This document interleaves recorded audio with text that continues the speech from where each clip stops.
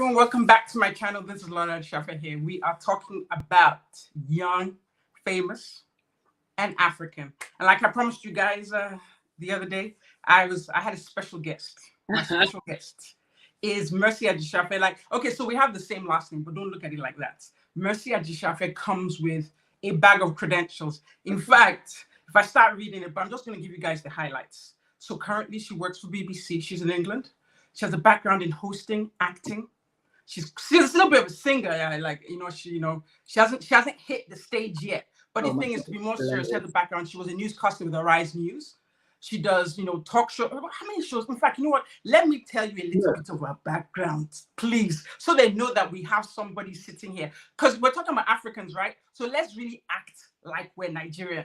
Let's put the credentials up front. This is not a small fry to what this going here. This is a somebody.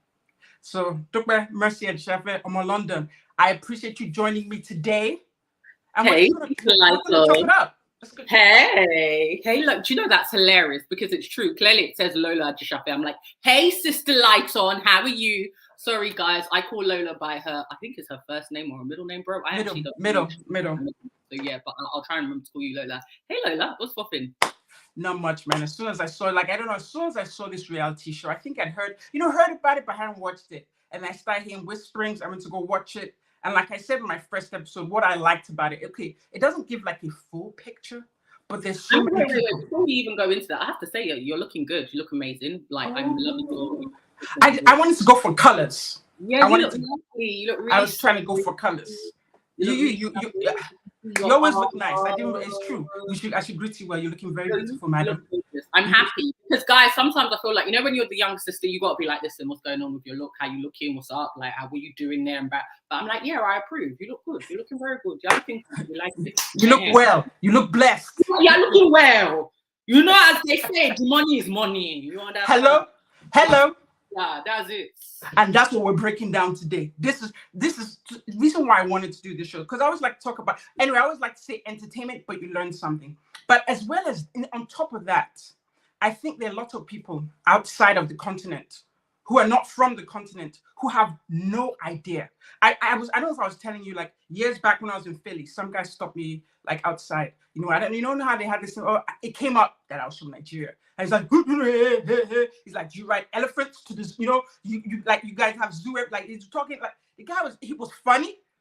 His ignorance was funny, but he was ignorant. Like as in his mind, we ride elephants to work, and then we sit under the bamboo tree, But when you see a slice of life, probably as glamorous as Hollywood. So it's just nice for it to come mainstream. Of course, it's a reality show. So they're going to be like the reality show mechanics, but behind it all, I still want people to say, because a lot of people, they talk about they say Africa like it's a country. Yo, homies, friends, is a continent. I just want to bring this up. Like, I just want people to see. Like, this whole map you see here, people, that's a continent. So when you say Africa, you see all these different countries. Like Nigeria is like it's the pink, like under the curve. South Africa, where it was filmed in Johannesburg, is right at the bottom. Was that south, and it's the yellow part. There's so many countries in Africa, so I want people to be aware. When we say Africa, people are looking. It's like me saying that. Oh, I'm traveling to Northeast America. People look at me like Northeast where? Same thing. When you say Africa, it's the same thing. Look at all those countries. You need to be a little more specific. It really helps. I think there are, depending on who you ask, there are 54 or 56 African countries, depending on who you speak to. So there's over 50 countries in the continent. Thank you. So I won't even go that far. I just want them to say, when you say Africa, remember it's a continent. So remember the country, or just say the continent. And no beef. That's how it works. But you know what? Let me drop this history lesson and start with the breakdown. So. Actually, one of my favorite, sorry, Sister Lighton, one of my favorite ways to describe to people how big Africa actually is that it takes me the exact same amount of time to fly from London to Lagos as it does from Lagos to Johannesburg. I was like, first time I went to South Africa from Lagos, I was like wild, like bro, it took 6. I was like, bro, I could go to London. So that's how big the continent is. Just for the up. No, real talk. Because a lot of people too. In fact, let me throw up that map again before we really delve into it. A lot of people talk about, they're familiar with Ghana. Ghana is, so if I said, Nigeria is the pink little country underneath the arm, and then to the left of it, there's a little green sliver. That's Ghana. So do you see the size discrepancy between Ghana and Nigeria? There's a lot going on, but let me stop. You're gonna have to point out which one's Nigeria to them, because the little green. It's going to be hard now. Oh yeah, it's gonna be really hard. I don't have a pointer, you know, but that's what I'm saying. It's guys, sorry. Curve. Under that curve, the pink thing right there, that curve, that's Nigeria. To the right of that curve, the green, that's Ghana. But I just want people to be more, maybe just go up and pull up the map of Africa, and they're just like, oh wow. So those who say Africa's continent, please say the country. All right, the geography lessons, I didn't do geography in school, but I just wanted to put that out there since we're doing it live, and I said people should come and we're going to be entertained. So we're heading to the episode. And another thing I wanted to do, which is why I wanted this live, was, you know, throwing up pictures, you know, because people don't really, you know, when they think of Nigeria, they think of South Africa. Look at that lush greenery. It's like, Africa is a beautiful country. Look at that. I mean, some people, and I'm not going to blame them if they're not aware, but we're developed. And as you will see, as we break it down, we're really developed. So now we're going to kind of break out into, so as of last episode, I'd kind of broken down, they had the ball that KhanyiMbau had thrown. And of course, we had the part where Annie Idibia had kind of broken down. And what I said that time, I said she had told everyone so quickly about her stuff with, you know, Two-Face Baba. But what I understand is the reason why she did that, because there's some guy, Q, one of the YouTubers I know, he always says, don't let a bee spray you with your own tea. So she put her tea out there so they can't, what you're not going to do is try and disgrace me. I already told you. I'm going to let a bitch know before you come to me. I'm just saying. Because I'm going to tell y'all. I'm just saying. So it's like, so that's why, because, you know, when you look at the show, you'll be like, this woman's already pouring her tea, like, you know, 30 minutes into the first episode. Sis, it's not like that in real world. But she understands that, yo, what you're not going to do, because one thing you can't say is Nadia know they carry last. She's smart and she's quick. She said, well, I'm going to tell you my stuff. You're not going to tell me my stuff. So she put it out there. So, of course, there's some misunderstanding between her and Khanyi about the parenting thing. So, of course, we now recap. Everyone's recovering from the ball. And so we have these two ladies here. We have Khanyi and we have Nadia. Nadia, as we know, is the rap artist stroke entrepreneur with some American influences. She acts very Americanized. So I don't know if she spends a lot of time here. But anyway, they're here discussing, you know, the ball. They're breaking down. Her boyfriend's from America. I mean, he's Ghanaian, but he's from America. So it's possible, who knows, they may have spent, because that's what a lot of people don't realize. I mean, look at Doja Cat. Doja Cat's half South African and half African American. In fact, her dad's a famous South African artist. He was in a movie, an American movie as well. I can't remember. Was it Serafina? I don't remember. But Doja Cat's father is like a famous South African. So they're basically, it wouldn't surprise me if she went to school in America or something. Boom, boom. That's what I was thinking. Yeah, because she like, no, the different parts where she does things like, she sounds really American. But here they're discussing. So they're breaking down, first of all, they talk about Annie Dibia's reaction to, you know, Miss Khanyi's revelation that her daughter lives in her own apartment next to her. Like to me, I don't know, they were like at 15. Oh, you're a mom. So I was going to just, you know, sorry, forgive me, Lola's viewers. I bet, go ahead.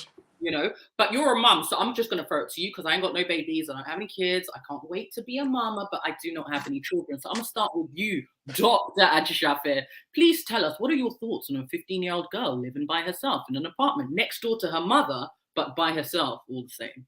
To me, it's not something I can do. I know there's boarding school. I'm going to pull up a picture of the girl's pad. But to me, for me, and for children I give birth to, it's just not something I have done or will do. Yeah. Children I give birth to, I don't know about you, but she said for me and my household, this is what I think. That's where I can leave it, because I do know times have changed. Like I'm not going to be Americanized or Westernized to the point where I don't even think anybody here in the States would think, well, people are different, but it's not the common thing anywhere really to have your child live in a separate apartment, even though it's right next to you. But what I do like about her position is she's not wavering. She's like, that's how I feel about it. That's how I feel about it. So I can't be mad at her. So they're kind of discussing here. And I'm surprised, and maybe that's how Nadia is. She's like, oh, I'm surprised that, you know, she's trying to offend the host. I'm like, Nadia's piece, I think, in this series is just as, you know, fill in, bring up the jokes, like, because I know Nadia did not grow up in an apartment by herself with her parents next door. It's not the norm. You can acknowledge that maybe Annie could have kept it to herself, but it's not the norm. So, I mean, it's definitely, so here's the thing. There are a few things, because for me, that's why I said I'm not a mum. It's easy for me to be like, oh, this is what I'll do, but I'm not a mum. One day I pray to be a mum, can't wait to be a mum. But also I agree with you. I mean, you brought up boarding school, which is a good point. But at the same time, boarding school, they're not unsupervised. They're teachers, they're matrons, there's head of house. You went to boarding school a bit, didn't you? So you know what happens in boarding school. It's not the same as living in the crib unsupervised, you know, next door to your mum, but you're still in your own crib. You're still unsupervised. The thing about it is that I think it's mad. I think it's weird. There's no way my own 50-year-old child is going to be living in that apartment next door. It's not going to happen. It's not going to happen. But like you said, it's not her child. You said all the children that come out of you, Annie and Khanyi don't share a womb. Last time I checked, that's Khanyi's child. So it might seem weird. It might seem strange, but it is very impolite. You know, you are at someone. She's the host. You're at her event. There's nothing wrong with airing your opinion. She could have just been like, yeah, that's a bit weird. That's for me, bro. I can't do that. But she kept on going on, man. If we go back to being at the ball, I don't blame Nadia, because if you remember at the beginning, she was like, yo, I don't really know this Annie chick, and I don't like to mix people. I don't really want to invite her because I don't know her. Right. I know Khanyi is a different kind of bee, so I don't want so she was nervous. It's that kind of I'm bringing my friend, but I'm very careful about those kind of things. So I understood, and it's weird, you know. And another thing that I think is really important, most especially for people outside the continent, to realize is that this show is really good for us as Africans, especially for Pan-Africans, because it's got South Africa, it's got West Africa, and it's got a bit of East Africa as well. The only thing that's missing is Central Africa, like, hey, what's up? You know, but they've got a little bit of everything in there. So everyone's kind of represented to a certain extent. We are all very different. Annie is the only Niger babe on that show. And I feel for her, I mean, it's a good thing because she stands out, but also at the same time, I'm not sure how, I feel like if you see her in comparison to other people, you will understand her a bit better. South Africans are very different to us. As Nigerians, if people don't understand, because I mean, the world is starting to get to know a little bit about us right now. If you don't know, as Nigerians, we come from an extremely conservative culture. It's all about education, heavily religious. You know, that is our culture. Yes, we're all flash, we're all about the money, but it's a heavy patriarchy that's steeped in religion and, you know, what is it? Yeah, it's conservative. It's very, very conservative. We are conservative. We're very conservative. So for Annie to hear something like that, she thought, whoa, this is mad. But at the same time, while it might be different, to me, I feel like Khanyi is, you know, South Africans are a little bit, they're more fluid. Like they live. They're like, this is what's going on. I feel like they're not bound by the same constraints and restrictions that we are as Nigerians. I think that's what it was as well. For Annie, she was just like, the sensibilities were offended. But even though I think you'd still be very hard pressed to find South African mothers who are going to be happy with their 15-year-old living alone. But for me, I just felt like that was a real element of their differences. So I felt like that round went completely to Khanyi. That's impolite. I mean, what I did love as well, which you probably touch upon, is the fact that it's the two Nigerians that walked in and said, I'm not impressed. I thought I touched on it last week. I said that's how we, in fact, Queen in that kind of chat, she's saying the same thing. That we Niger people, we're a little blunt, and blunt is a nice way of putting it. You know, there's this saying that if you don't have anything good to say, don't say it. We don't know what that means. What you want to say in Nigeria, that means Nigeria would be quiet, bro. If that was the case, if we operated that, we wouldn't be Nigerian if we kept quiet just because. Don't people tell you, you're looking very plump, like, so you think you're paying me a compliment, like, because you think, like, that's just who we are. Nigeria's an interesting place. So I feel like, I mean, for Nadia, I understood why she was a bit upset about that, because it's like, why would you do? But at the same time, it was, I don't know, it was, yeah, I don't know, but yeah, I felt it was a bit much. And he could have, it was like, Farabella, she could have pulled back it. Yeah, right. If Jerry was like, sit now you're picking, I could now. I beg, please ask them. But so she got what? So let's give Khanyi the point here. But the second thing they talked about was now the revelation that Annie had given them that you know, Two-Faced Baba has a history, a long-seated history of cheating on her. And what I didn't like was, as women, as African women, this is like woven into the culture. Instead of judging her and like, I feel they could have come from a place of compassion, whether she looks abused or whether she's this, just their reaction to it was like, are you guys doing this because it's reality show and you want to be interesting and be sensational? Or should you not be feeling like, yo, you may not want to be in that position, but maybe also, you know, sympathizing with her case? What do you think? I mean, here's the thing, you know, first of all, I do feel like we have to take into consideration, like you said, they are reality TV, they try and be entertaining, everyone's trying to get their screen time, their airtime, Yeah. and sure that, you know, you forged these strong characters that people remember. But at the same time, I have to say that while she did come across as a super villain, Kanye was very right. I was sat there like, yo, why would you've literally just handed strangers ammunition, literally gave them rifle, put bullets. Oh yeah, do you want to squeeze trigger for them as well? These people don't know you. In Annie's defense though, what I will say is, you know what? I interviewed Annie. Now, Annie went through a phase where she wouldn't do any press. You know, the Nigerian public had actually been quite hard on her. So as you can imagine, she was naturally fearful of, you know, kind of speaking out because it felt like every time she said something, people... Let's hear this. So there was a long period where she refused to do any press, wouldn't do any interviews, whatever to do. I got to Nigeria and I was like, listen, I really want this interview. This will be a great big interview. I was trying to get Two-Face, but Two-Face was close to me a little bit. But I was like, do you know what? As a journalist, you've got to go around. I felt Annie was the bigger story because we know Two-Face, we know him, but we hadn't really heard from Annie and, you know, from her side and what she felt and what she was doing as well. And it was, I always remember this because I lived in Nigeria for 7 years, interviewed a plethora of people, man, like all the different people from politicians to celebrities, whatever. Annie was one of the strictest interviews to get approved. Her and her team were very particular. They did their background. They were very particular, not only about the questions, but also about me. Who is this person? They were very cautious about my kind of energy and whether I was coming in to kind of set her up or, you know, things like that. And when I met her, and I realized that she's very lovely, actually very sweet, you know, very down to earth, really nice woman. But you can literally see, what the last, how many years is it? 15 years, whatever. All the last 20 years, however long it's been, you can literally see that it's taken a complete toll on her. She's, you know, she can be gun shy. And so think about it, when an entire country, because there's almost 200 million people in Nigeria, that's a lot of people to be in your business. Yo. That's a lot of people to be in your business. And we're merciless too. No pun intended. We are merciless. We are not. We do not have anybody's father. We're not there for them. Right. We don't have mercy. So we are merciless. So in her defense, she probably didn't see it as, you know what, giving you, you know, I'm just, everybody knows. So, you know, it's kind of, she does you people, you know now. Everybody knows. But Kanye's right. The truth is, in the ideal world, you know, I'm more down to sing, you know, let's hold hands, sing Kumbaya and shit. As much as you know, I would love life to be like that. You know that is not the case.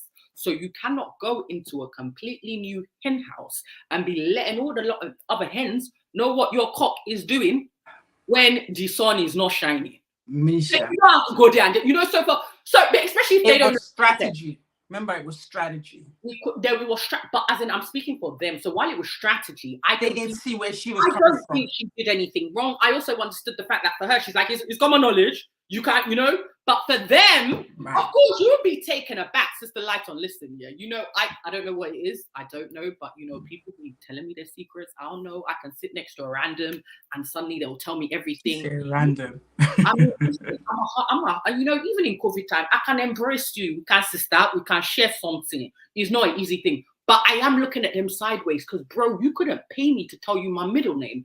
Talk less of what's happening in my personal life. So for them, I understand that, yes, as women, yeah, we can hold, but the only people that owe you shit are your people. Are those your girls? Are those your sisters? Are they part of your sisterhood? Are they there to hold your hand? If they're not, it would be nice. Don't get me wrong. You know me, I'm everybody's sister. But that's what I'm saying. Not everybody's there to be your sister. And you got to know. That's true. No, that's true. That without a doubt, I do preach that too, because people you're telling things to, just like what's going on here, you might think you're talking to them as sisterhood. Yo, people, they're going back to go and spill your tea, and they'll come back just to. I think I did a clip about just a front row seat to see more of it. But kind of going on, because a lot of my stuff is just kind of marveling at Kanye. So here they're discussing. In this scene alone, she had 3 outfit changes.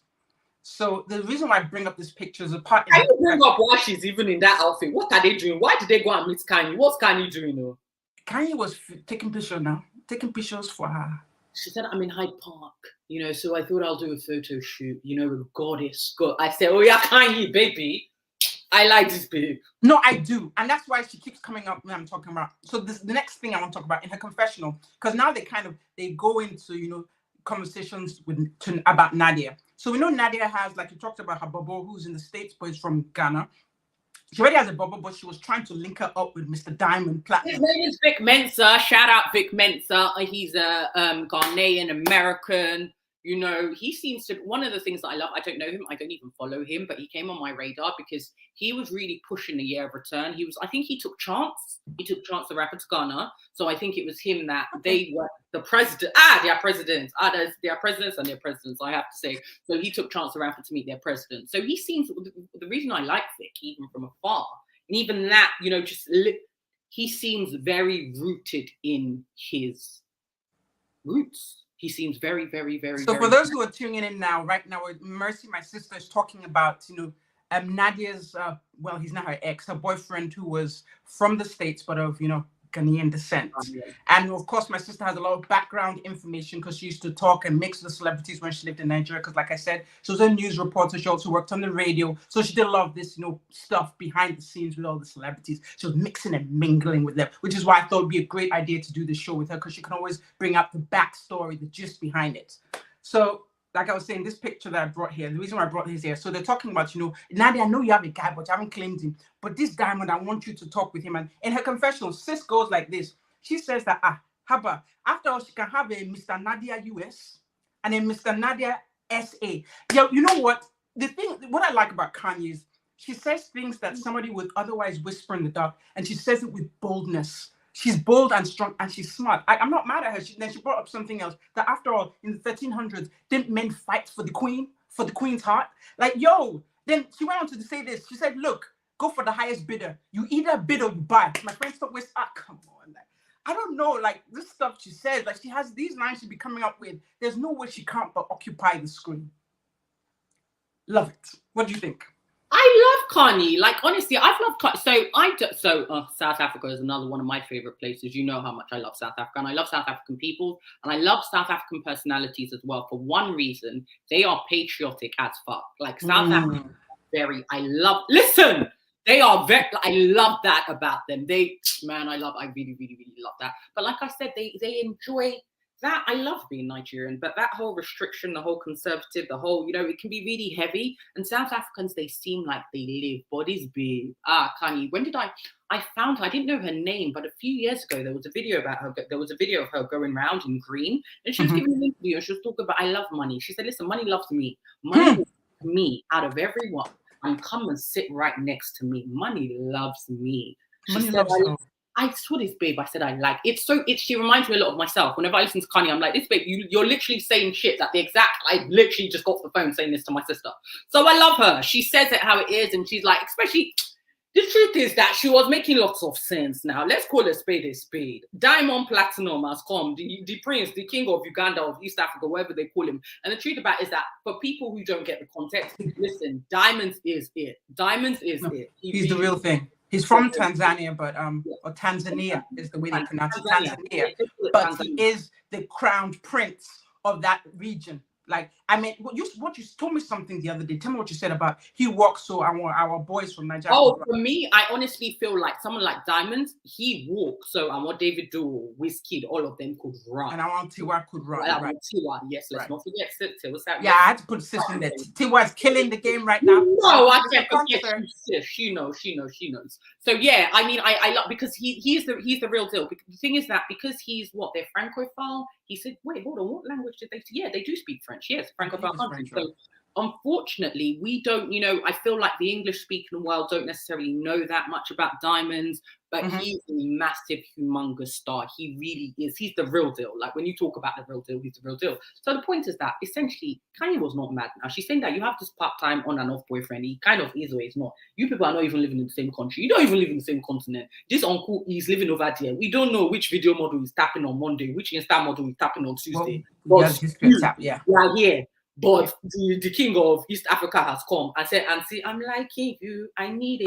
No, in the chat, I quickly corrected it, and I guess she's right.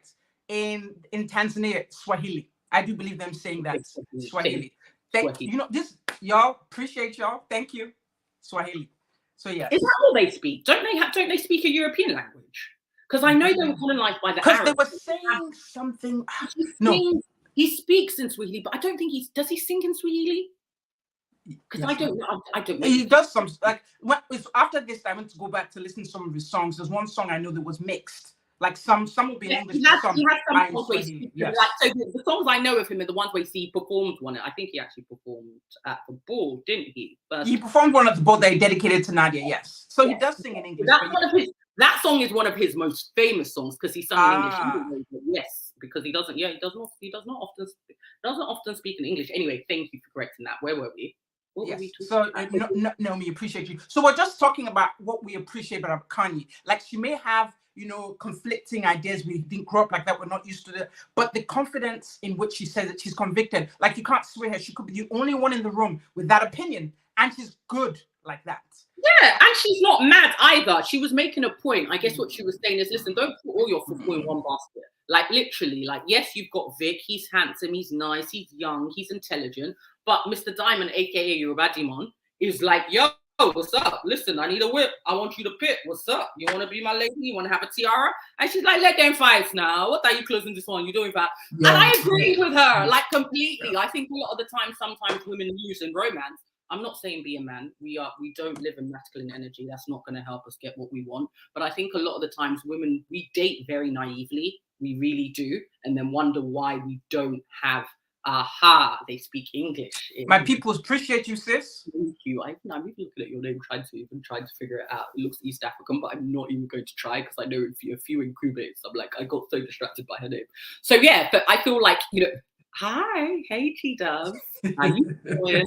I'm distracted. Keep talking. I'm not even going to look there. I feel like she made a lot of sense. Like I feel like sometimes women lose in romance sometimes because we overthink things and we just don't, I feel like Kanye was right in that sense. Don't get me wrong. If you're married or in a committed relationship, please date your day. Maybe the other person date their day. But in this kind of situation, Kanye was basically saying there's no harm in seeing how it goes. If one of them is serious, they'll step up. You either step up or step out.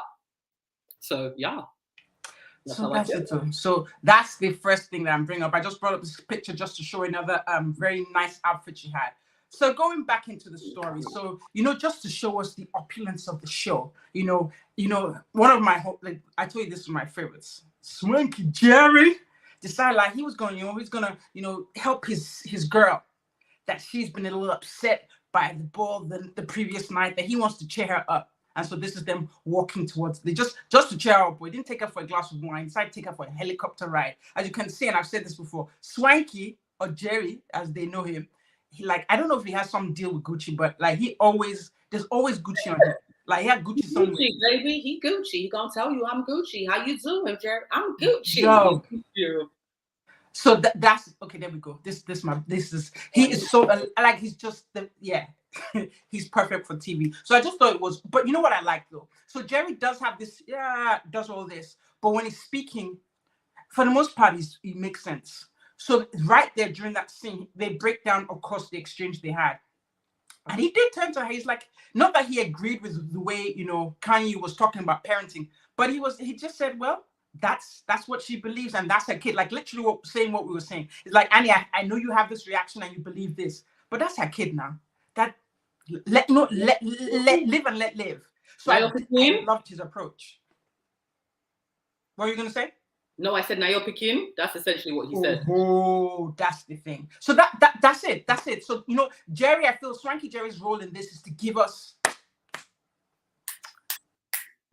To bring the drama, the glitter, the flair, but he also brings some good sense as he's talking as well. Yes, and I noticed, you see, one of the things you're going to notice, people, I'm throwing up pictures. They may not even mean anything, but I just love some of the looks. Like if you notice, like for her, like you said, she was the only Naija babe.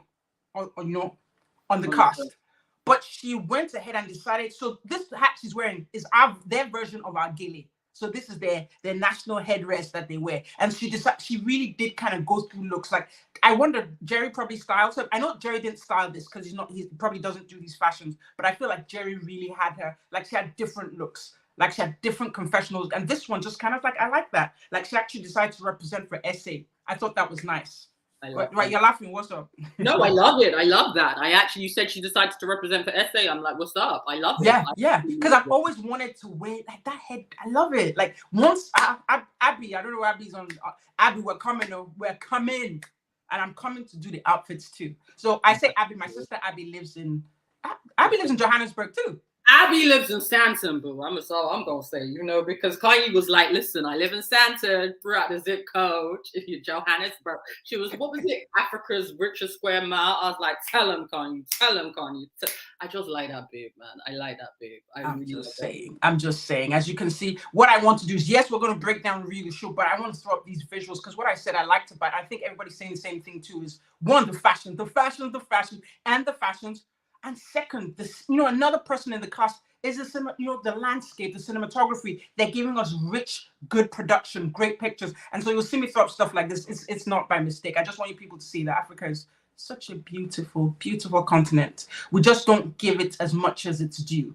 It doesn't get like a fair shake in the media. But now this is giving, it might be a little superficial, but it's giving some light to like the beauty in Africa. So that's why I'm doing this. All right. So now we're talking about. Go ahead. What are you going to say? I said it's unfortunate that we still have some unenlightened, uneducated journalists who refer to it as the dark continent.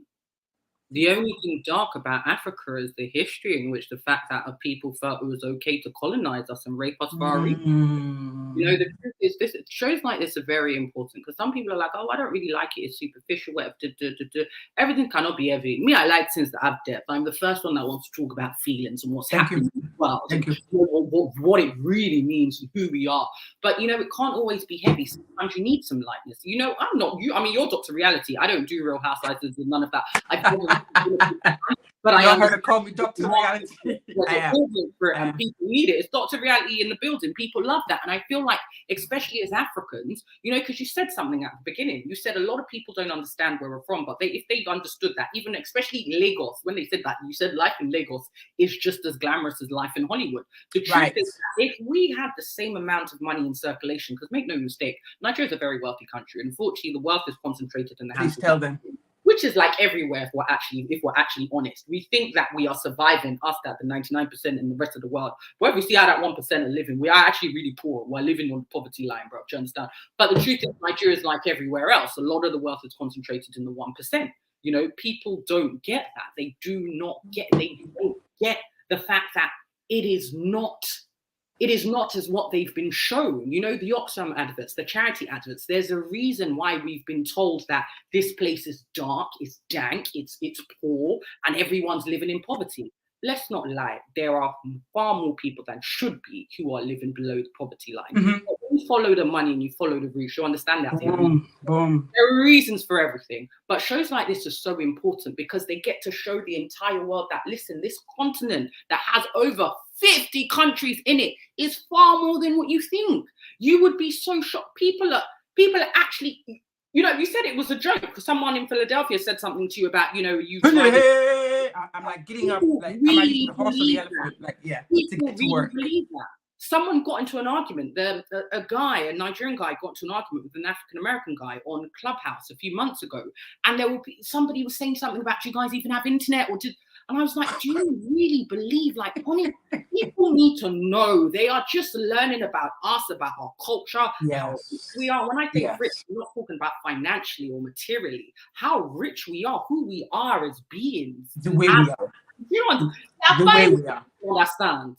So this show is giving them it's not even, the thing is, because of who we are as Africans, the truth is that the real wealthy people, they're not going to expose their lives on. That is the truth. We are very conservative. We're not the kind of people who like to. I mean, yes, we'll show off a little bit with the car and stuff, but in terms of the ins and outs of our families and stuff, we're not going to do that. But it's important that the world see that even when you said that Lagos is as glamorous as Hollywood wishes, bro. If we had the same amount of money in circulation, if our industries were generating the same amount of revenue, if we were as developed, our industry, bro, they'll be in our dust, bro. One thing I would say, especially as Nigerians, I had respect for the way people put Nigeria. We're talking about fashion, right, in the show, and Jerry and Annie. Listen, moving to Nigeria, we were having this conversation, Sister Lighton. Moving to Nigeria changed my life in the terms of my appearance, how I put myself together, because I was a typical We're very lazy. We're kind of very natural. You wear your leggings, your trainers. Everything is very natural. We don't really wear makeup. You know, when it's time to give disgrace your father's people and say you want to do natural and no makeup. Go and disgrace yourself. Try yourself. They beat the natural out of me. It took them about a few years, but I still remember getting down. They looked at me. It's like all the Nigerian women gathered together and say, "You want to embarrass you? What you're not going to do? What you're not going to do? Is disgrace your ancestors by not presenting yourself appropriately. There's no such thing as no beat. You might have a light beat, but you best have a beat. Gotta have some. Like, it's who we are. So I'm glad that the world is starting to see how rich we are in style, culture, fashion, taste. Like it is a real thing. And shout out Jerry. So I love this show, and Jerry's somebody that I really like. He was one of my first interviews when I moved to Nigeria. I was interning. Cool FM, Daddy Freeze, Kayla had a show called Catwalk. Oh, Daddy Freeze was the dude you were with? I used to work with Daddy Freeze. Yeah. Okay. Yeah, go ahead. Yeah. Daddy Freeze is doing his own little thing now, right now. Of course, anyway, that's a whole other story. But yes, Kayla used to do a show called Catwalk with Kayla. It was a fashion show. So Jerry was one of our first interviews. Jerry has been a stylist. He's the real deal. He's never styled me. I've never worked with him professionally, but I've always liked him as a person. He has always seemed very nice. He is in his own lane. He doesn't try too much to compete with anyone else. He really does his own thing. And so when I watched the show, I was happy to see that. Oh, Jerry, this is you. This is who you are. You're cool. Right. You're chilled. You're a nice person. No, he's really cool. So I love the fashion. I love everything he brought, and I love how well it's going on. So we're moving on, sis. No, I love it. No, this is exactly what I want, this flow, like behind the scenes, because a lot of people are excited by this show, but a lot of them don't even know what they're talking about. Yo, come to us. If y'all are watching, please share this video. This is where you get the background information, the gist. You get the context, everything. So yes, you're going to get the gist, as well as we're going to tell you what's going on. You'll learn something from this. So yeah, like you said, moving on. I threw up, this is Khanyi's daughter, KhanyiMbau. 15-year-old girl, beautiful girl. She has great energy, and I just wanted to bring her up because I feel like the girl, she has a composure that, I know the youth of today, they're very, mature, but she seems to have a composure that I wouldn't expect to see in a 15-year-old. Even the way she spoke, and she had something she was saying to her mother. I'm going to say that, and we'll talk about that next. But I want to throw, this is Khan's apartment. I didn't say it was her bedroom. I said this was her apartment. So this is the living area. You see the luxury there? Like, I cannot, do you understand? I won't do what Khanyi. I can't be mad at her. Khan's is even better than me right now. You see that beautiful apartment? That's what I'm saying. And they're not spending, because they use Rand there. I don't know how much is, but that's choice. And even when she, and of course, she had a conversation, based after that party, she had a conversation with the daughter, said, what do you think of the parenting? I think the girl said, summarized that, something about, what? Yeah, like, you're my mom. And this is how she gave her mother credence, like, yes, you're different, but I'm good with you. I think she said something about, what did she say? She said something about, did they give birth? She said something about how they gave birth. But I think when you give birth to someone, you get to raise them how you want, or how you do. Love it. Love it. And with all, notwithstanding, they have a nice, close relationship. So she's doing something, and there's the clips I had, but in the interest of copyright infringement, I don't want to play the video and they take me down. But I have some cool clips where there's a part where Khanyi's talking about, that you people can be talking about her, but the way she's raising her daughter is her daughter that is going to be the minister. That she's showing her daughter to be in the world, but not of the world. Like, Khanyi has these one-liners that just be hitting. I don't know. I can't be mad at her, and it's just. But she's right. And she said, there's another clip that I would love to have played, where she said that this parenting thing, that we're figuring it out, that was the most honest reference to parenting as a mother that I've seen on TV. It is true. We're just figuring it out. You didn't come with instructions. I don't have instructions. We're going to figure it out. I'm going to do the best I can. And hopefully at the end of it, you're going to make me proud. Come on. You can't tell me that's not a good mother. I don't care. Even though her approach is different from mine. Yo, I'm giving her another salute this episode. I gave her a salute last week. I'm giving her another salute that, like, all she said, when she said that, I just have to be, I couldn't be mad at her. I couldn't. Like, I love it because that really is, as a parent, because you always say, I think the hardest job is really parenting. You second guess yourself that, if I'm doing it, is this going to affect them later on? Am I causing them trauma that they have to now overcome? You don't know. You really don't know what's best because children are different. You don't know if what you're doing is helping or hurting them. So you just can only hope, pray. And she said the same thing, but she was so open with it. I don't know. We're trying to figure it out together. We're going to figure it out. Boom. Honest. Not like, oh, I'm the perfect parent. I'm always there for my kids. Nah. That's the truth. That's how I feel. That was an honest thing, representation of parenting that I've ever seen on TV, and with confidence too, even coming out of criticism of her style. And I noticed her hair too. You know, funny thing, maybe I'm acting like my dad right now, but I prefer hair like that than the wigs because some of those wigs didn't look right. But right here, that she would consider a natural beat, I think she looked the most beautiful. I'm sorry. I don't know. Go ahead, Duba. What do you think? I love her hair like this, actually. It's funny that you say this, that I actually really love her hair like this. This whole scene, I liked how she looked. Her body looks amazing. Her hair looks amazing. I love the fact that her and her daughter look like they have matching hairstyles, apart from her daughter has. Yes. Really, really, really, really, really, really love that. Really love. I don't know. Khanyi is someone who I feel Khanyi a lot, man. I really, really like her. I'm not a mum. Parenting is so important to me. So I already have like parenting, like, mentors, and I write down little things about parenting, and I'm like so prepared, like, well, as prepared as you can bloody be, because can you ever be prepared for someone to say, oh yes, you get to take home this newborn now and you're responsible for them for the rest of your life? It is mad. It is difficult. Parenting is challenging, and I feel like so many people are clearly getting it wrong. No offense, that I think it's time that people start looking outside the box and creating their own paradigms. What I really liked about this, because I watched the first episode, I was like, okay. Then I watched, the first 2 minutes or whatever, the exchange. I was really looking forward to meeting Khans, and that their short exchange, I saw all I needed to know. They clearly have a very good, very close relationship. And there's vulnerability. And especially as a mum, we've all been raised, especially if you're African, we've all been raised by, parents or mums who don't feel like, who are not vulnerable, who don't feel like they have anything they could improve on or something. And I really love their bond. They seem to be figuring it out. And, I had a lot of freedom growing up, and I didn't really do anything. I remember my friends, even my older brother, Lamre, once Lamre came in the house and he was just like, if I had the amount of freedom that you have at your age, I would be out. I would be doing all these crazy things. I was like, yeah, well, maybe it's good that I'm not. So I feel like maybe there's something in that. When you give a child a certain amount of freedom, when it's no longer prohibited or forbidden, they might be less interested. No, but think about us now, the way we grew up. I think I said last week in the last video, I said that I feel like, that like dad was like a unicorn. Even mommy too, like, there's certain things, as long as, so when we used to go out, so, okay, let me confess. So yes, I started college at 16, so of course we're allowed to go out. But as long as I came back before it was light. You were cool. Like, no qualms. And the people I used to hang out with, there was one time one girl came with me to use the bathroom before she was heading back out. And then, of course, daddy was coming into like 3 a.m. The girl was shaking like, yeah, your daddy's coming over. Hey, yeah. Then daddy just walked in. I'm like, hey, dad, how you doing? How's your night? The girl literally, she was white. She wanted to pass out like a ghost. Like, what? Meanwhile, other people, their parents be locking them with lock and key. They have to scale the fence. Nah, daddy was a G. Mommy too she was down with it too. It's like, have fun. Do what I want you to do. Get your grades, behave right, be respectful, keep certain areas clean. And then, Bob's your uncle. You can do what you wish. And that freedom, really, which one of us has run wild? Come think of it. It's funny you say that, because that just reminded me, may his soul rest in peace and power.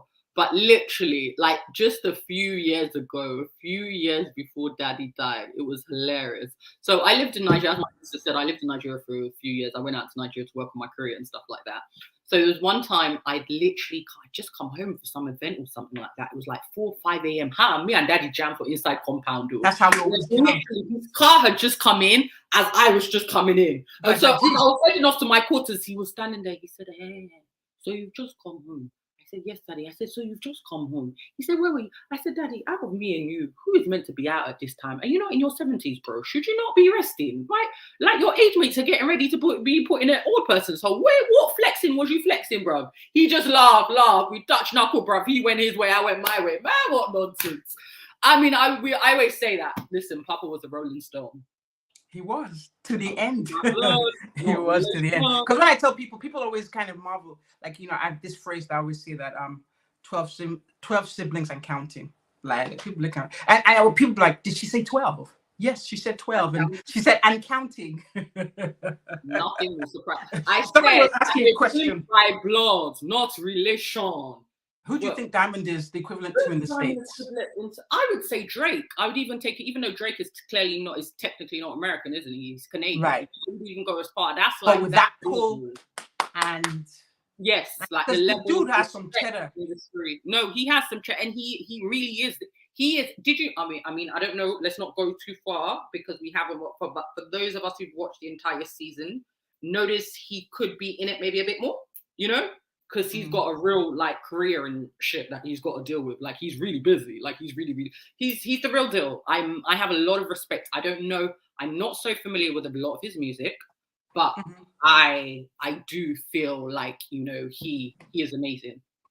Yes, no, I agree. I agree with you, Charlene. I feel like there's got to be a balance, because that's what I'm saying. For me, as I'm not a parent yet, there's no way I'm ever going to let my child, my 15-year-old, live alone by herself next door or anything like that. But I've also seen that there is a correlation between not necessarily letting them run the streets, but being human. Now, especially as a Nigerian, as African, sometimes, and the thing is that while my mum and dad might have been great in other ways, I felt like I was really jealous of my Caribbean friends growing up, because I felt like they had more of a relationship with their parents. Like their parents were more honest with them and real with them about life and what life entails, on what they're going to see when they get out. Like the typical Nigerian upbringing is kind of like, it's all about education. We only have 3 qualifications. There are only three possible occupations you can go for. You're either a doctor, an accountant, a lawyer, or a failure, bro. Like that's literally really all it's been. Like that's who we are as people. So you know bro, that's it. But that's it. So a lot of the times you're raised in an uber religious family or uber religious setting, given very little freedom. Now, especially as girls, you're expected to be virgins, have no boyfriends, but still end up a billionaire after university while marrying a billionaire and having 2.5. How will I find him? How will I find him? No, he's not. If I'm in the prayer corner. How it's not possible now. You notice it's the so-called bad girls that get the bubbles. Especially but now. I digress. Let me let you keep going. But so it's not about giving them a lot of freedom. I think it's about, I mean, Khanyi, but that's Khanyi's Bikinabi, that's Khanyi's child, so I can't tell her that she's gone too far. But I do think that while I ain't one of y'all little friends, I feel like, you know, what was I saying? I guess she said comparative would be comparing, trying to find the equivalent of diamond. Miss Nkubi, I can pronounce. Who is Nkubi on the cast? Is it not my boy? What's his name? Yes, Andele. Is there any relation to Andele? Like he kind of nice. Like if there's a connect, hit his sister up. My email is in the box. I'm not even going to say anything to you, Sister You're right. And that's why I said Drake, because Drake has his own record label and he has other artists under him and stuff like that, because it would be hard to compare. But in terms of respect, that's why I would use Drake, so people can get an idea of. No, that's fair. It's fair. It's fair. It makes sense because, like she was saying, Drake also has his own label and has artists. So that was the best comparison. But I also wanted to put it up because I want people to know that when you see Diamond with these two shuku, take the shuku, like no, it's small fry. Like he's just like that. He's a small, but like who's this guy talking about? Yes, no boy. They don't, you know. Thank you for giving us that lowdown.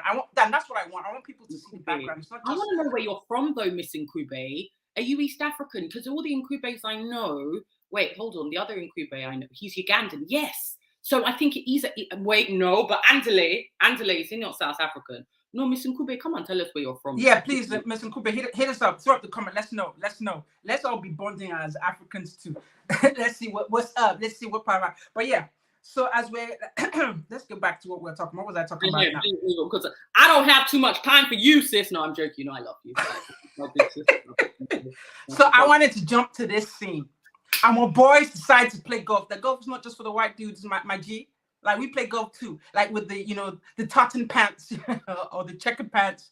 Like one of them was wearing the glove too. I think it was Diamond was wearing it. Actually, no, both of them, Diamond and Ndale were wearing. I'm like, yo, This was the golf look. And, you know, so they decided to go on the golf course to chop it up and break some stuff down. And I had some videos, but I don't want to be pulled down. That's some of the videos. So anyway, they get talking about, that, you know what, how Diamond comes up. And they start talking about Diamond, though. Yeah, we know that your baby mama, you and Zari, that are you people together? You're not together? Because I see you trying to holler. You dedicated a song to Nadia. That might do. What's going on? And there's something, because we still think you're still in love with Zari.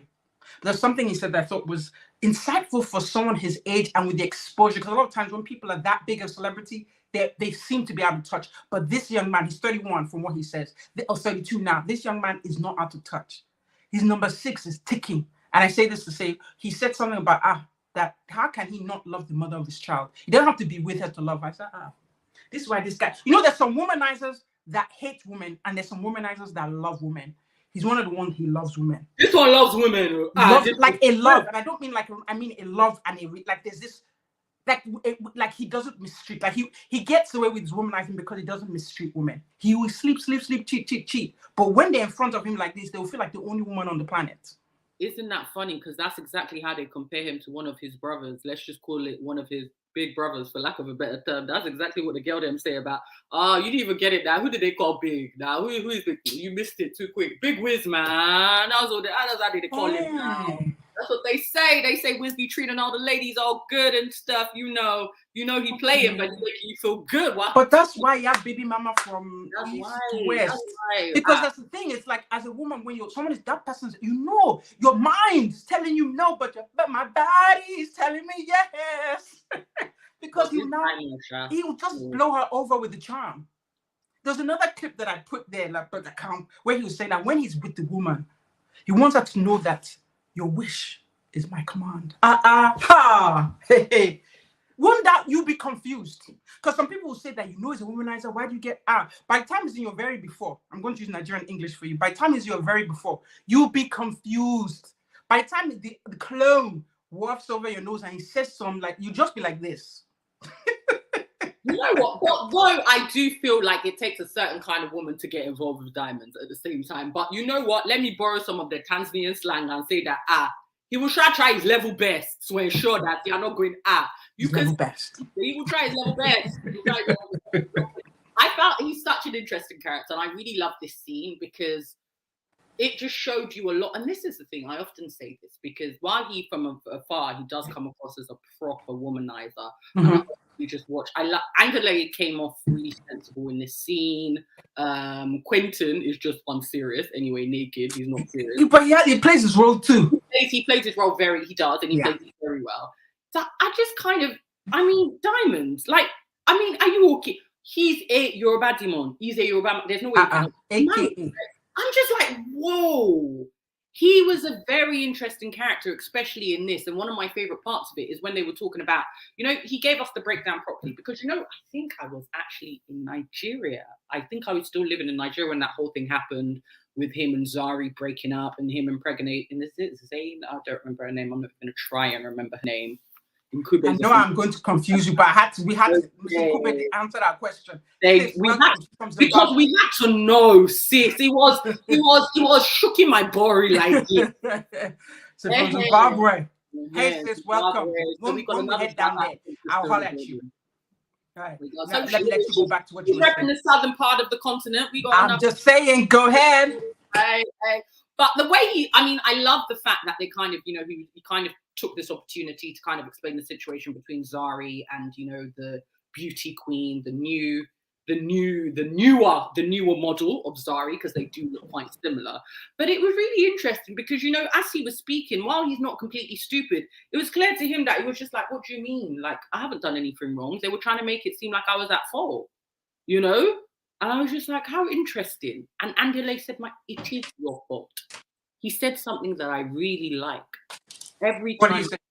He said, every time I've cheated, it's been my fault.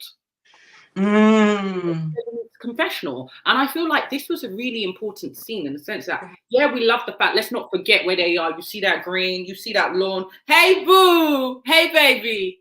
My love. You see that lawn, you see the green, you see where they at. Right. You see the clubs in their hand. They're playing golf. It's a very important scene. So, you know, black man joy, black men live in luxury, doing it. Right. Thank you. That was important to me too. Right. It was more important because for me, this was a scene of accountability. And I feel like people who are watching, yes, girl. Well, you know, they say dating loosely. Hamisa, he has been showing off Hamisa he was in Hamisa's comments like last year, lockdown. We were like, what's going on? Then lockdown finished. They found themselves together. They're embracing, dancing inside club. I'm not going to open my mouth because there used to be a blog called LolaAjisafe, and there was some certain posts about Hamisa. Me, I was not there, so I cannot confirm. But yes, it seems like Officer Rick Ross and another African queen, they are doing some things. They said, is that Ugandan spice? Is she from Uganda as well? It's coming. Sis, I had that clip. There's too many one-liners in here that you could just, I'm like, yo, maybe I need to head down to Uganda for a minute. Get some skills, get my skills up. I need to get my skill game up. I just have to get it up. I mean, I don't know. But that's what I liked about this scene, and I feel like a lot of people and men possibly missed. I feel like this was the scene on accountability because it just shows you how it is. There are so many different sides to the story. Yeah. He was telling what happened, but it took his friend being like, what the fuck you talk about? It was your fault. And the man said something so profound. Every time I have cheated, it has been my fault. Boom. Thank you. Let's just like, that's it. Like, I want people to take that home with them. Yeah, definitely. And there's another thing that's why this scene was important, because there was a confessional that homie in the red checkered pants, DJ Quentin, or DJ Naked as they call it. He said that, you know what, the only thing he think homie did wrong, he got caught. When I heard that, I said, if that wasn't the most honest thing someone said to a camera, because that's what they believe. He said 100%. He got caught. 100%. If you didn't get caught, we won't be talking about it like this now. We wouldn't even find him to even say anything. But even Diamond no try now. I don't know why he thought Hamisa would be quiet. So Hamisa go born picking for you. She no go talk. Said she's a celebrity as well. No. Right. No. And it's a celebrity fan babe to like guys good taste. And it was Zari, the boss lady. So she go stay. You know, Zari. But he had pulling power because she stayed for a bit. Then it got too much for her power. It was too much for her to handle. I was mocking her when I said that because Zari, to me, I think she is what I would call a dog whistle. I kind of like her, and I also feel like she's playing, and when I say I'll explain what I mean, I feel like she's playing a character, which is one thing that we said at the beginning that I think is really important to remember. This is reality TV. There needs to be a villain, there needs to be someone, there needs to be something. To a certain extent, she's playing a character. So in this show, I liken her to a dog whistle. And what I mean is that, you know, dog whistles, they operate on a frequency that our human eardrums can't discern. That's a whole level. Do you understand what I'm saying? But they can. So that's what I feel. Like Zari's one of those women that she's beautiful. She's got lots going for her and stuff like that. She knows how to compose herself. She knows how to comport herself. As Annie said, she knows how to treat a man. She knows how to treat, you know. That was one of the clips I had. Because for another fellow officer of the law, of the man law, to say that person knows how to treat a man, I want them to, they need to do masterclass, because it's not a lie. Because they're not pulling the postman or the local guy in the grocery store. They're pulling something. I don't know if you're going to this scene, but I feel like I'm going to bring that scene. Because that's already I'm holding for that scene. The last thing I want to mention about those boys was, and that's what I've been talking about this in some of my videos, was where Diamond said after all, is he not AKA Simba? That for him, that he needs to hunt. And so if he doesn't hunt, then he doesn't get to eat. So when he hunts and gets what he get, to eat, so AKA, I want to do the chase. Don't chase me, or else I'm not going to enjoy. It's not going to be a meal that I said. If I get it, I deserve the meal. That's it. That's literally what it said. I hope let them chase you, please. I hope people were watching and listening, because I feel like that's in general. If anybody who wants to be Amisa number 2 or Zari number 2, I hope you guys listen. He wants to answer his meal. He wants to chase. He wants to enjoy. Like when he enjoys the kill, because he knew to enjoy the work of my chase. I need to chase you. I need to take you to buy a car, but you don't face me. You just give me your shoulder, like, yeah, so you bought a Beamer, so what? Buy 2 Beamers. Okay, so great. He wants to, and that is peculiar to a lot of African men with means. There's that little part of them, that little boy who always said, when I get money. So they love to chase, and because the thing here, I don't know, I won't say they don't do. I want to say they don't do it as much here in the Western world. But when an African man has money and is chasing you, there's almost nothing he won't do. I'm just saying. So I wanted that video too, but I don't want him to take me down, because when he said it really straight faced. That, AK, my name is Simba. I need to chase, and I wanted people to really take that home. I need to chase. And then he will even enjoy it more, because if he does get you, you realize that he worked for this, so he's going to appreciate it even more. That was a little clip there. No, I mean, it is what it is, and you're very right. And so I didn't even finish. What I meant by Zari to me is kind of like a dog whistle. Is that she's lovely, she's good looking, all of that stuff, but she's shady in a way. Like shady, but not even in a way. No, no. She's shady in a way that only women seem to see it. It's like all the men around, like we all know, we've all been in an environment where it's obvious, like, are you taking the piss, bro? She's mad shady, bro. Like, we're going to start swinging. That's how shady this go. But everyone's like, no, not her. Oh, no, she's good. No way. She's got that in brain. Where? But it always, listen, that's one thing I've noticed. I'm just throwing things to disturb you. when men in the Western world find themselves a real African queen, yo, they're like, whoa, what's this? They're lost. Like, who's this? What's happening? Y'all need to come back to the continent. Like, no, too many times. Too many. I don't even want you don't want to be snitching on yourself and shit. But it is the realness of it. Like, she's got that his head caught. Look at what's her name? Oh God, how have I just forgotten her name? Someone please remind me of it. Not you, Gen Z. Is it you? For what? Ludacris's wife. You something. You doxy. Like, literally, there's so many of them that I don't. They're just like, whoa. Yes, it is such a big thing about loving their kids. So that's what I meant by I think she's a dog whistle, because in the men's eyes, she's always a victim. It's like, Zari, a sweetheart, beautiful, nice, kind Zari. But Zari is there throwing shots in front of everybody. He's a cool concept. I like that though. I can't be mad at Zari. Like for the most part, most of these ladies, I can't be mad at them. Like, there's none of them that I could actually pick out and say that I didn't like you, I was mad at you, I didn't do. Like, I was feeling all of them. I was like, listen, I respect all of you. That's what I was saying. I was like, I'd love us to have them all here. Let's all chat and tea, because I kind of like they all bring something, and I think it just, as the whole picture, and like another thing too, I want us to keep in mind, like you said, at the end of the day, it's TV that's going on, so there's going to be some more mix. People are acting now, right? So it's like they may be. So let me bring up our next. So this is just to say, Lighton, you have about 26 to 28 minutes left on your timer. I'm just letting you know. We're coming to a close. Okay. What day is today? Friday? Today's Thursday. No, today's Friday. Yes, today's Friday, yo. All right. So this one of these scenes here. This is when Kanye comes down to chit chat with Annie. I love this scene. So, tell me what you think. Is this the last scene? No, there's the Arabian Nights. There's Arabian Nights.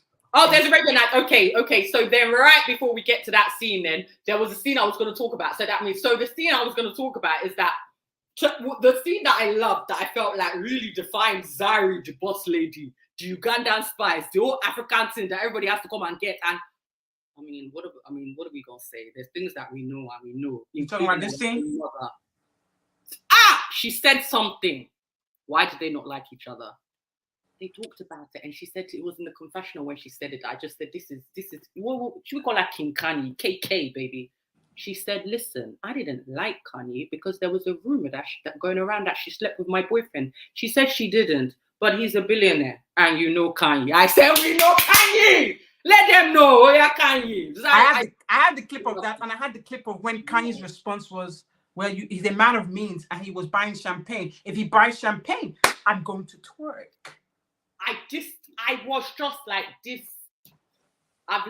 What else? Like, she don't care. Like, the camera is rolling. She's telling you as it is. She said, if he has a man of means, he's going to buy champagne. He's going to buy the tears of Caesar. And if he buys the tears of Caesar, I'm going to twerk. Simple. I said, okay. Oh Lord. The babe don't get problems. She don't get problem. That's all I have to say about this. That's why I have the pictures of this lady for that scene. And of course, and it was here in this way, the confessionals, where she it was Kanye who now said that there's something about this Zari woman that when she's, even after she's left the guy, she lingers. She said she lingers. She lingers. That she knows how to treat a bobo. If Kanye can say that this one knows that, then because Kanye too, she has some stuff she gets for her own pockets. So for her to give salute another woman, that means that woman's stuff is the Ugandan sauce. So we need to head down to Uganda. I think we even saw it. If you watch the show, Kanye, I was watching Zari, and it's very much, I don't know, I can't speak for everyone because you only really know your culture. But for me, I feel like it's a very African woman thing. There's a way that African women act around men. There's a way that, you know, and I feel like, wow, for me, sometimes I'm like, bro, that's so obvious. It really, there's a certain way, and you can try it on the nearest African man. It really works. So Zari is beautiful. And that's one thing, because we've even seen, this is one of the shows that I really enjoy, because it shows, because unless you've really experienced it, African men, you know, African men love women. They love women. They do. So when you can be beautiful and you are stunning and you're really, really good looking and you know how to carry yourself with mystique, you're powerful, you have it, but you also know how to be graceful towards a man, like so in a certain way, and you know, be differential, whether it's real or not, because you saw that there is a very different way. While Zari might talk, you know, with everyone else, going in the show, there's a very different way she acts when she's with Diamond. Yeah. Oh yes. Yeah. Very X or no X. Very different. Yes. X or no X. Like she still kind of almost defers. Like, you know, when I get to the Arabian Nights, you know, did she come empty-handed? We will get there, Abby. We'll get there. We'll get there. We're going there next. That's this scene. Wait, no. What was the scene you just showed us? Oh, I showed you this scene. Zari divorce lady. No. Wait, go back again. You showed me something else. No, go back again. This. We did not dissect this one. You're right. Oh yeah. I love this. I loved it. This was if their friendship ends up being real, because we all know it's scripted, I wouldn't be surprised. Just because I like this scene. This scene defines for me who Kanye really is and why she deserves her props, why she deserves her flowers, and why she deserves her respect. Break it down. She's unapologetically herself. She went to have a conversation with Annie and was like, listen, I'm not going to walk away from it. You were a bit cheeky. First of all, I loved how she rolled in and she was like, listen, I'm just going to perch on the sofa. Yeah, I'm not dressed for this. I was like, girl, we've been there. She found a scarf. They got her a scarf. Girls. Now, here's the thing. I'm not a mom. Like I've said, I'm not a mom yet. But I know, I have a feeling that if somebody who is not my blood relative calls me a bad mum, we may start swinging. It's possible. It's definitely possible. But I love the fact that even though Annie, and even Annie herself, and this is what I also respect, Annie too doubled down on 10 toes. She didn't say, well, you know, you're right. Because Jerry's spoken to our people, you thought she would be like, no, and doubled down and said, no, you're a bad mom. But what I love is that Kanye could have got, because if I feel like if Annie was dealing with someone different, or she was dealing with another Nigerian woman, that could have turned into a real serious argument. Yeah. Kanye just said, she went inside her Niger bag and said, out of the two both of us, out of me and you, who is a bad mother? My daughter is next door. Your daughter is in another country on the other side of the continent. Who is a bad mother? I love that, because I was like, listen, sign. Turn the serve clean.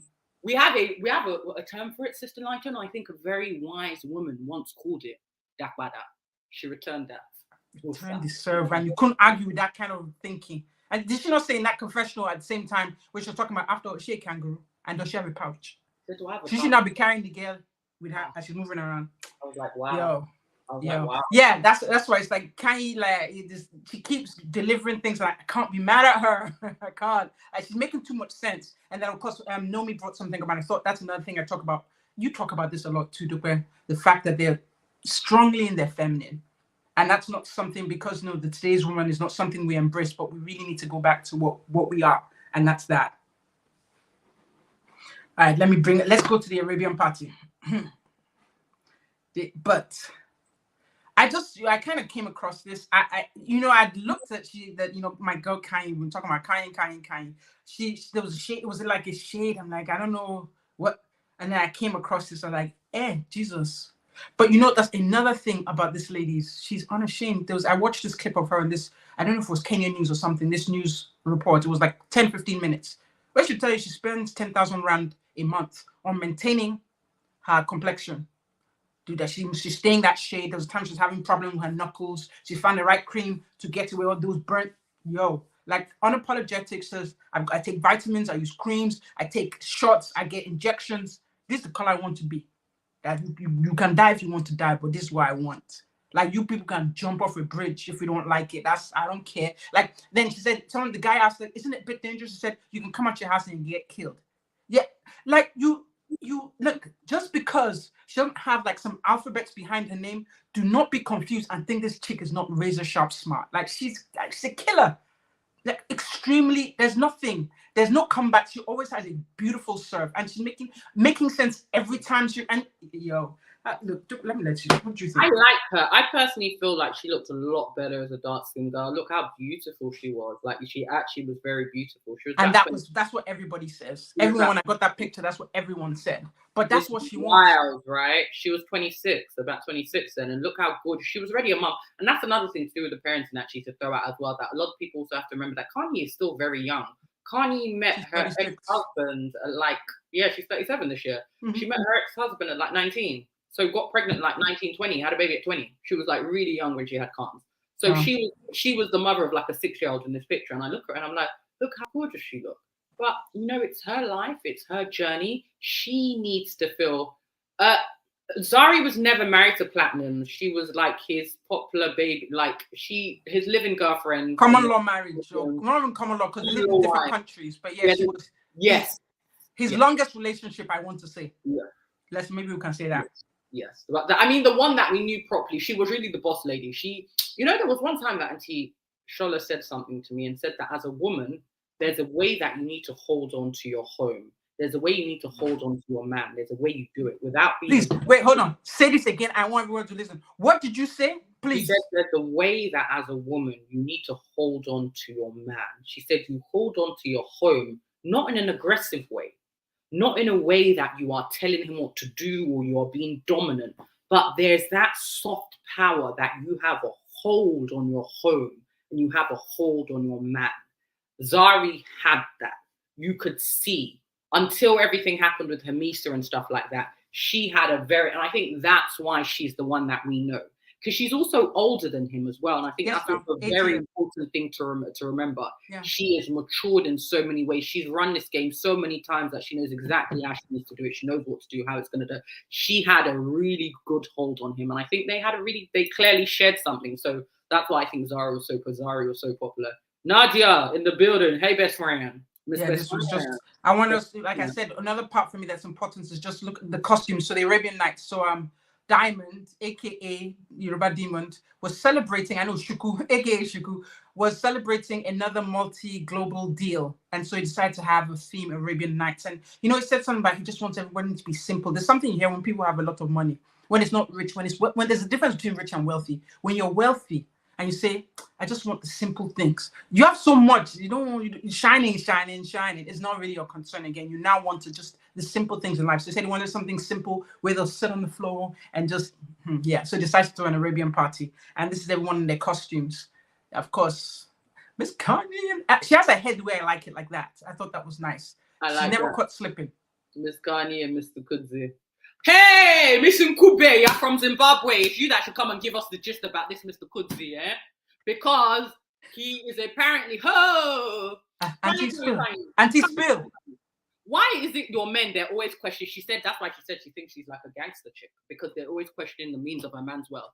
Mr. Kudzi is meant to have lots of money, but they also potentially say that he may, allegedly, it has been allegedly said that he could potentially be allegedly a Yahoo boy from Zim, but we don't know. That loads of things came out. So it's Miss Nkube that will come and give us the gist about Zim, because we don't know. But yeah, I liked her headwear. I just like Kanye. I just like her. Yeah, I do. I cannot fight the girl at all. I can't. All right, so going on to the next. My sweetheart. Angela, he's I like this look. Like when I went to Dubai, I know it's men that dress like this. I have the scarf, But I honestly, I wanted to get, but it's not just the thing they use in select church. I said I can go and get them to sew it for me. Just wear the man's one, this one down and put the scarf and put a black thing string and I love that look. I can't. I do love Arabian fashions. That's one thing too. Girl, Annie, she kind of got the top part for the Arabian theme, but there's something that Zari rightfully said. She said, you know, when you talk about Arabian fashions, they're very conservative. So, but you know, it was Jerry who probably styled her. So, you know, he's. I was gonna say that that's an example of who asked you. Talobwe, Talobi. Who asked you? No one asked you. First of all, Zari. I mean, it was a confessional. No one asked you. And second of all, you think Annie really cares or knows what the hell? I mean, I'm not speaking for you, Annie, but like you said, I'm sure the stylist brought that look and she tried it on. Yeah, it was a good look because if you think about it, it's in theme. It's just that everybody else, and the drawback was that now she had to sit down. So I get it. But the thing is, you know what? Not only did Zari say that in confessional, apparently she said it. She said it to her face. I was like, yeah, like come on now. But still, all the same, she looked great. Annie was probably expecting to be sat behind the table because as soon as she got there, she did mention it. That, oh my God, my bum, I was expecting to be so low. You know, Nigerians. So for people context, yeah, we can literally throw a ball. You see what Khanyi called a ball. You see the reason why the two Nigerians walked in, they're like, what? Is because honestly, that could be like Bible study on a Thursday night. Like, so Nigerians, we can literally throw an event because it's Thursday, bro. Your sister, did you know? Were you on IG yesterday? Your sister, I said I sent her a message that all those aunties at the table, holler at them because they're just just doing their thing on a Thursday. Like you said, they just do something just because it's a Thursday. Just because, like with like literally fully catered event planner. Event planners make a lot of money in Nigeria.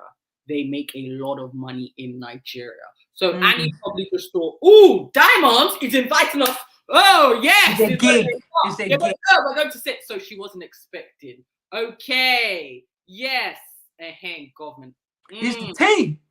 Thank you for the tea, because they're trying to speak bad on him. They're trying to say that his wealth is of ill-gotten gains, and potentially there's been some, Okay. If you want the tea, you come here. So yeah, so thanks for the tea. Is that what you're saying?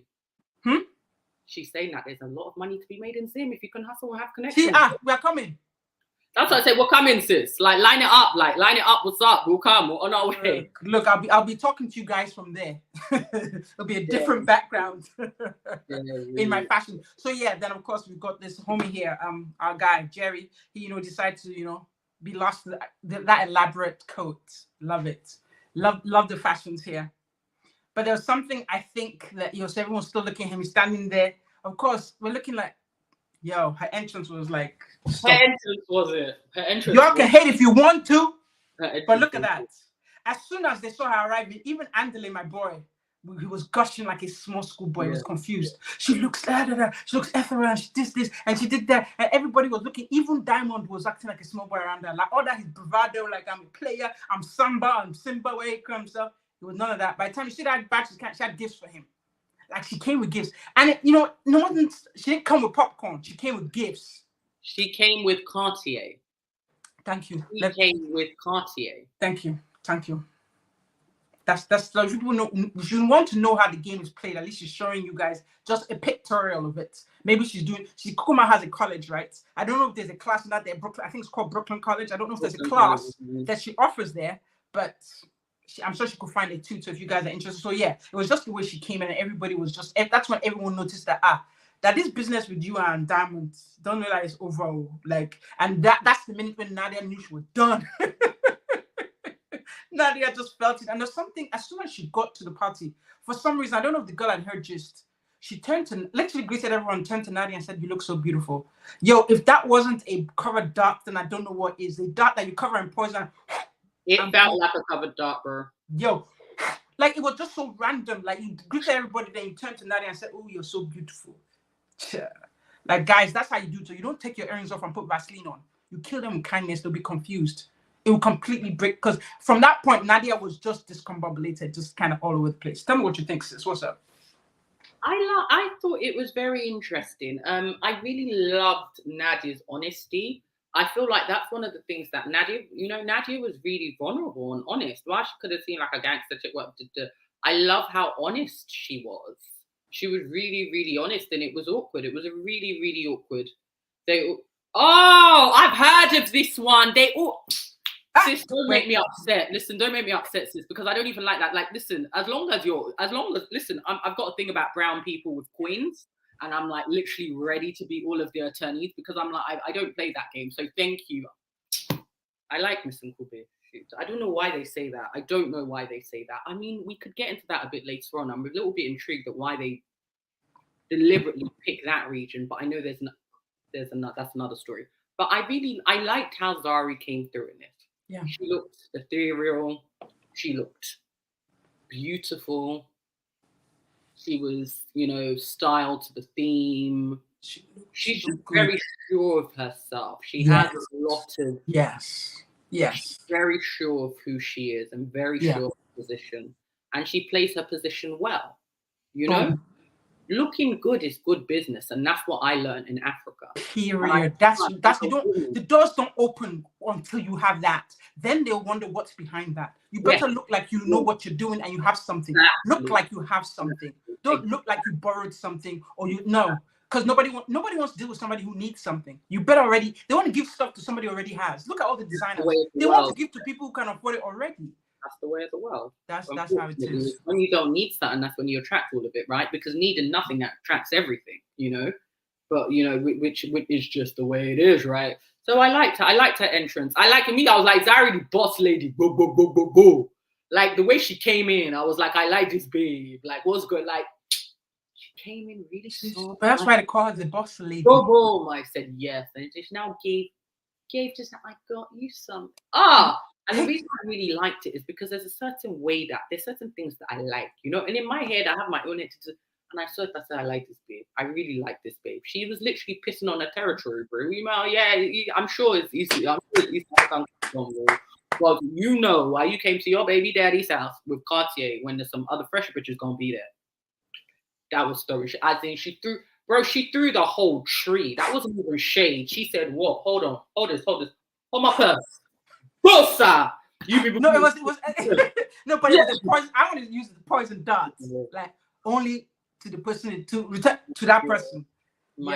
She knows herself. So I like this scene. I felt like this was really good. It was really good. Like it set up the tension really well. Yes. I love the fact that Nadia was so vulnerable and open about how blown away she was by Zari's beauty. She's like so beautiful. I can't keep up. I can't compete.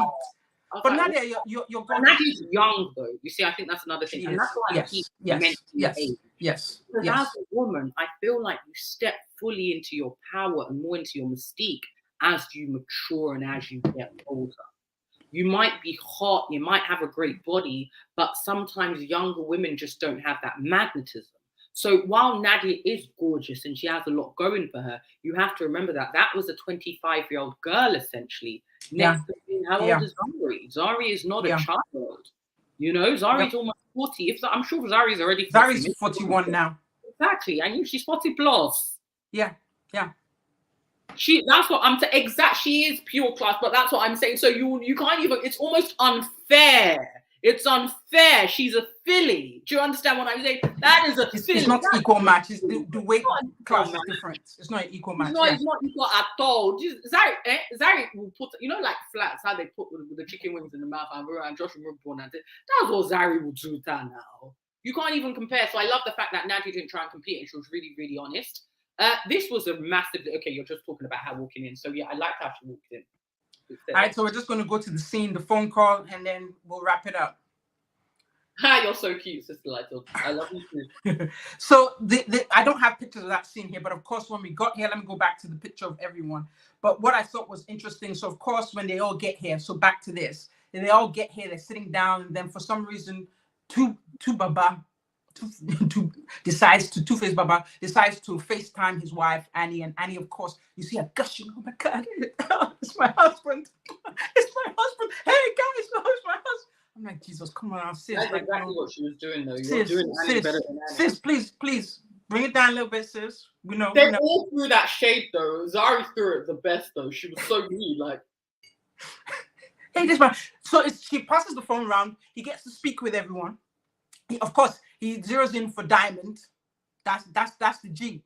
He zeroes in for Diamond, and because he knows Diamond, of course he knows Zari, the boss lady. An obvious conclusion, but also I think they've done some work together or something. So the fact that he didn't just say Zari, he said Zari, the boss lady, and then that got my sister a little bit nervous. But I thought, I mean, there was some criticism for her approach, but I thought it was cool. Like, oh, how you know my husband? Oh, you do? Boom. As opposed to pretending, she just asked. But tell me what you think about this little setup here. The thing is that it's hard sometimes with shows because how things are shot are not how they're edited. Because while I wouldn't have said it, just me being me. Like I literally would not have, just me being me, I would not have said it there. I will not, why would I ask anything? I'm not asking you shit. I'm gonna ask my man when I get home, like, yo, who is this babe that you are messaging her specially? Do you understand? And that's why I wouldn't have said anything, because as soon as, I don't know how many times she said it, because Zari said she said it loads, but when she said it, for me, that was immediate. You could see the trauma. That was a sign of insecurity. This guy has put you through a lot.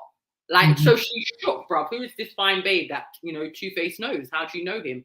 And I guess because of everyone, he went out of his way, which I'm sure is also production, potentially made him text that or whatever. He went out of his way to text. So what happened is, after speaking to everyone and speaking to Diamonds, he asked to speak to Diamonds again. Again. So she now gave the phone back to Diamonds. So it was a video call. And then he now spoke to Zari. He was like, let me speak to Zari or something like that. So they were talking. Then after the call was cut, he then texted Two-Face, Annie's husband, text Annie saying, say hi to Zari, the boss lady, for me. Nothing else.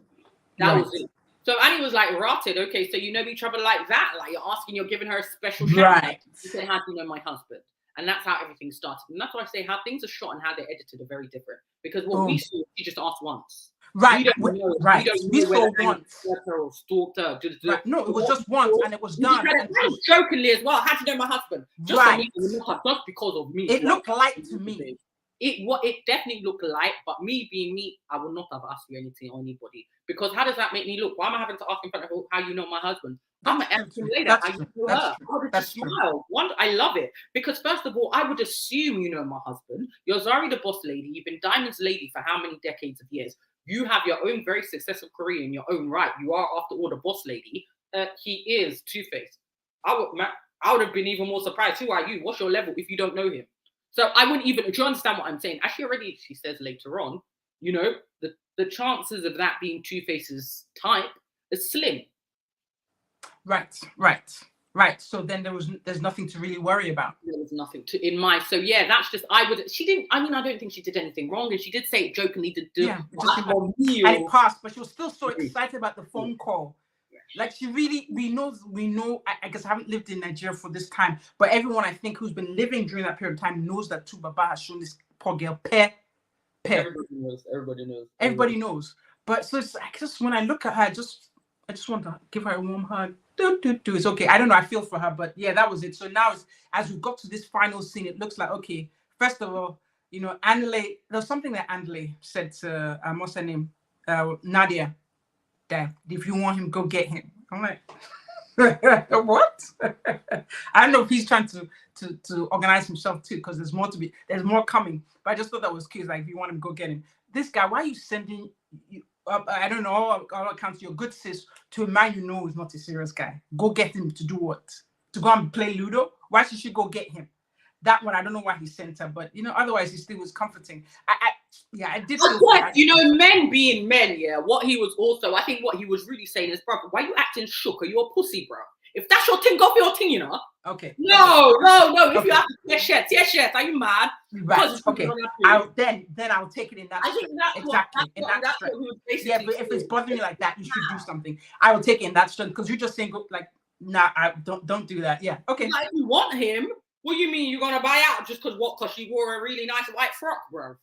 No. No, but Diamond was shook though, because it wasn't here that he was still saying that that he doesn't deserve her. Like, he's still he messed it up, but still second guessing that he messed it up, which means he doesn't think with his main number 6. I mean, his behavior. So, I mean, for those who haven't watched it, which I'm sure most of us have, because we seem to have, I thought his behavior was despicable. Not surprising of a young man, though. He basically proceeded to ignore Nadia the entire evening and focus solely on Zari. And That. a spoiler alert, spoiler alert, spoiler alert, spoiler alert, spoiler alert. If you have not watched the next episode, spoiler alert, spoiler alert, spoiler Put your alert. fingers to your ears. Next episode, mute me or put your hands over. Now, I didn't like how he dealt with it because I like that the boys asked him, okay, do you think that's the, how did you conduct yourself like that? So you've been trying to chase the babe. You said that, you know, yes. You've been trying to chase the babe. You've asked her to come and buy a car with you, to pick your car. And then you have an event. You tell us that you're not at all with your ex. You're not in any way, shape, you know, there's no relationship. You're just co-parenting. You invite your ex to a party, your party, the day after you take this woman shopping or you ask her to choose your car, proceed to completely ignore this woman and focus solely on your ex. And then when they question you and say, is that behavior correct? Do you think what you did was right? You doubled down on 10 toes and said, yes, what I did was right because Zari is the queen and she deserves that at the very least. That's what I can give her.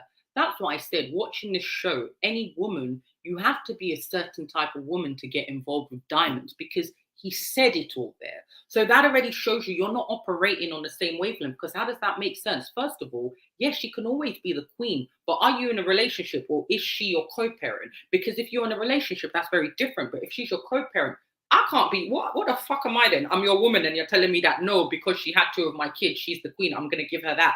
For how long? For the next 5 years? For the next 10 years? Bro, you ain't ready to move on. At best, like literally, I mean, if anything, Nadia collects his money. He feel be blesser. They call it blesser in South Africa, where you can be your correct sugar daddy. He's even young.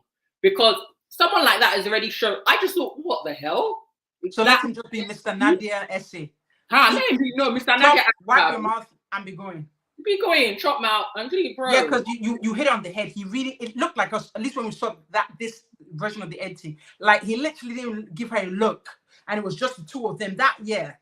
No, they even confirmed it because we weren't sure. But remember, they say it. They after the guys sat down and said, "My G, really? Is that what you're doing?" He said, "Yes, I did. I did the right thing." Yeah, that's true. That's true. So we've now come to the end of episode 2. I appreciate you coming in, guys, in the chat. I appreciate you guys, chiming in. You gave us info. Queen, Dukwe, Mercy, Ajisafe, Oma London, media extraordinaire, media powerhouse extraordinaire. Thanks for giving us behind the scenes. We're going to catch up again next week with some of the more. I'm still trying to decide if I want to put 2 episodes together, but sometimes there's so many pictures I want to show and some little issues I want to bring out. I'm not sure yet if I want to put 2 episodes together as one. But definitely 2 episodes next week. What do you want to say? Before I go, I've got to shout out my girl, Peace Hyde, the executive producer of Young African and Famous or Young Rich. Speak up so they know you're not the person. Say it with bass in your voice. Shout out. Do you know what the thing about it? You know what it is about me. I'm really corny, guys. So you haven't seen me before my sister's channel. I'm her baby sister and I'm very, very corny. Like I am really into love, holding hands, kumbaya and shit. One of the reasons that I'm here as a being for me is that I feel like it's not just about, it's not just about the progression of Africa. For me, I'm massively passionate about the progression of Africa, but what I'm even more passionate about is the progression of African women. There is a difference. While I love all Africans, for me, my focus has always been African women, who we are, how far we can go, and how brilliant we are. Because the truth is that being born and bred in diaspora, that we're only just being recognized. People didn't see us. Like our culture, there's so many things about us that are so different. So I'm all about uplifting people, and I absolutely love and respect Peace Hyde. She's a young Ghanaian British woman. And you said she's the executive producer of the show. Is that what you said? The executive producer. Big up, Miss Peace. What's her last name? What's her last name? Hyde. As in, they went to Hyde Park, Abby. Her name is Hyde. Okay, so Miss Peace Hyde, like you shook. Let me use American English. You shook the foundation because. It's not just so me. Yes, I'm Nigerian, I'm African, but I have other people who don't know. They used to call us African booty scratchers. Now they're just like this. They're doing all this. So there's been a shift. It shifted the narrative. Just this, and it seems light, but there's something underneath because a lot of things change through like social media and like the light stuff before it becomes heavy. So yeah, Peace Hyde, yo. She's actually a journalist and TV presenter herself, actually. She used to work for Forbes. She had a show called My Worst Day Ever, and she interviewed some of Africa's biggest and best entrepreneurs to find out about their worst day ever in businesses. This is not a paid advertisement. You can YouTube it. Pretty cool stuff. I have a lot of love and respect for her. So it's all about support, and I love what she's doing. I love what all they're doing. I love what all of them are doing. I'm really, really proud, and I love to see how it's blown up. I love to see people excited. I love to see people talking about it. And I love to see you doing your thing. And most importantly, sis, thank you so much for giving us 2 tickets to a gun show, bro. Like, all of us. Like, that's what's up. Like, let them know. Load it. A gun show. You love to load it, baby. You know. This was fun. This was fun. This was definitely, it is a passion project because it really puts us in this positive light. So, guys, I appreciate you. We hope to see you next week. Because people are loving you. The chat. You probably won't see me next week. Look how she's trying. You see what African parents do. She's doing it in front of people. You might. It depends. You might.